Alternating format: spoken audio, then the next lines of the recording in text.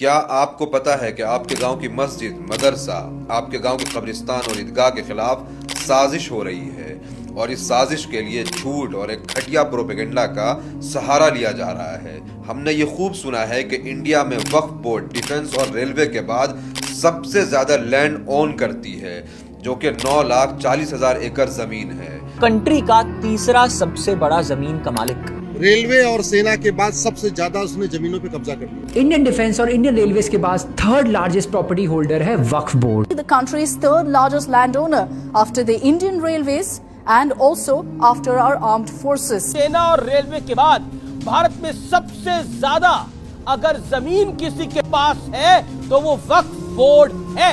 अब ये बताकर कि वक्फ बोर्ड के पास रेलवे और डिफेंस के बाद सबसे ज्यादा जमीन है, लोगों को डराया जाता है जैसे कोई बहुत ही खतरनाक माफिया इन सब के पीछे काम कर रही हो। मगर हमें ये किसी ने नहीं बताया कि अकेले उड़ीसा में सिर्फ 13 मंदिरों के पास 12 लाख एकड़ जमीन है। मतलब वक्फ का पूरे इंडिया में जितनी जमीन है उससे 40% ज्यादा अकेले उड़ीसा के 13 मंदिरों के पास जमीन है। और आगे देखिए, तमिलनाडु के मंदिरों के पास 4,78,000 एकड़ जमीन, आंध्र प्रदेश के पास 4 लाख एकड़ जमीन और तेलंगाना के मंदिरों के पास 87,000 एकड़ जमीन है। मतलब अगर उड़ीसा को हटा भी दें तो देश के सिर्फ 3 स्टेट के मंदिरों के पास वक्फ बोर्ड से ज्यादा जमीन है, जबकि 3 स्टेट के बाद अभी 25 स्टेट और 8 यूनियन टेरिटरीज का कैलकुलेशन बाकी है। तो सोचिए कि Waqf board third largest land owner है, ये झूठ और प्रोपेगेंडा कहां डस्टबिन में जाएगा? फिर वो लैंड जिहाद, जमीन जिहाद जैसे प्रोपेगेंडा का क्या होगा?